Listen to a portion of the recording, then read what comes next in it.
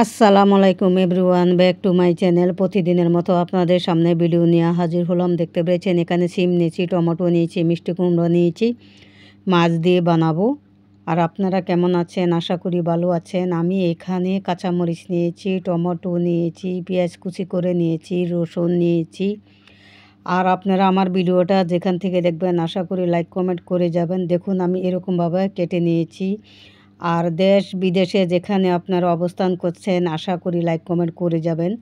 আমি এখানে মাছগুলো ভালোভাবে ধুয়ে নিয়েছি। এখন আমি একটু করে লবণ দিয়ে দিচ্ছি, মরিচের গুঁড়োটাও দিয়ে দিলাম, হলুদের গুঁড়ো দিয়ে দিচ্ছি, দিয়ে ভালোভাবে একটু ধনিয়ার গুঁড়ো দিয়ে দিচ্ছি। ভালোভাবে আমার হাতের সাহায্যে আমি এটা মিক্স করে নেব। তো আপনারা কেমন আছেন? আশা করি ভালো আছেন। দেখতে পেয়েছেন মাছটা কত সুন্দর দেখা যাচ্ছে। এখন আমি প্রথমে একটা প্যান চড়ালাম, প্যানে একটু গরম হয়ে গেছে। আমি এখন তেলটা দিয়ে দিচ্ছি। এখন আমি দিয়ে দিব মাছ, একটা একটা করে মাছ দিয়ে দিচ্ছি। এখন আমি কিছুক্ষণের জন্য একটু ভালোভাবে ফ্রাই করে নিব। এখন আমি দুনো পিষ্টে উল্টিয়ে নিচ্ছি। মাছগুলো হয়ে গেল আমার মাছ ভাজা। এখন আমি ফ্রাই প্যানটা সরিয়ে আবার একটা প্যান চড়ালাম, প্যানটা একটু গরম হয়ে গেছে অলরেডি। আমি এখন তেলটা দিয়ে দিচ্ছি। এখন দিয়ে দিব আমি পেঁয়াজ কুচিগুলো দিয়ে ভালোভাবে একটু নাড়াচাড়া করে নিচ্ছি।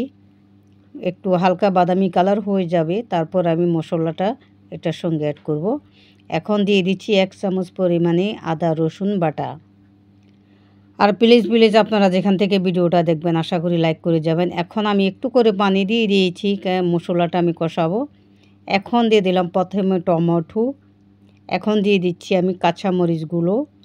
এখন মরিচের গুঁড়ো দিয়ে দিচ্ছি 2 চামচ মরিচের গুঁড়ো, 1 চামচ হলুদের গুঁড়ো, 1 চামচ জিরের গুঁড়ো, 1 চামচ ধনিয়ার গুঁড়ো, আর স্বাদ অনুযায়ী লবণটা আমি দিয়ে দিয়েছি।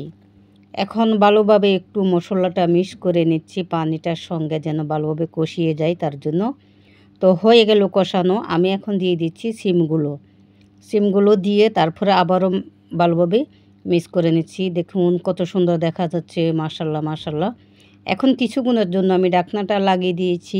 এখন আবার ওপেন করলাম, ভাবছি যে একটু ভালোভাবে একটু নাড়াচাড়া করে পানিটা আমি দিয়ে দিব। এখন ঝোলটা দিয়ে দিচ্ছি। আমি সবসময় গরম পানিটা আমি ইউজ করি, গরম পানিটা দিলে তরকারিটার টেস্টটা অন্যরকম আসে। দেখুন এখন আমি দিয়ে দিচ্ছি উপর থেকে মাছগুলো, রুই মাছগুলো। মাশাল্লাহ, খেয়েছি আলহামদুলিল্লাহ অনেক সুস্বাদু হয়েছে। তো দেওয়া হয়ে গেছে এখানে মাছ। এখন আমি মাছের তরকারি চুলায় ফ্রাই প্যানটা একটু সরিয়ে নিয়েছি। তো কিছুক্ষণের জন্য এটা আবার আমি এখানে একটা প্যান চড়াইছি। দেখতে পাচ্ছেন প্রথমে আমি রসুন কুচি দিয়ে দিলাম, 3টা মতো শুকনো মরিচ দিয়ে দিয়েছি। এখন দিয়ে দিব আমি পেঁয়াজগুলো। এটা আমি মিষ্টি কুমড়া ভাজি করব তার জন্য। কাঁচামরিচটাও দিয়ে দিয়েছি।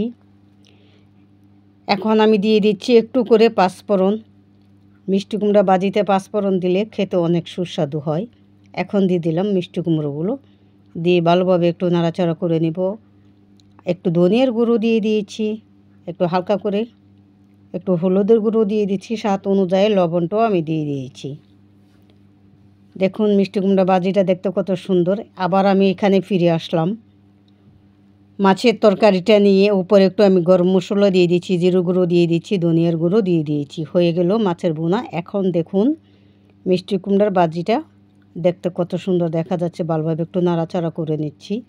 তো কিছুক্ষণের জন্য আমি এটা ঢাকনাটা লাগিয়ে দিব। ওকে, আল্লাহ হাফিজ, আপনারা ভালো থাকবেন।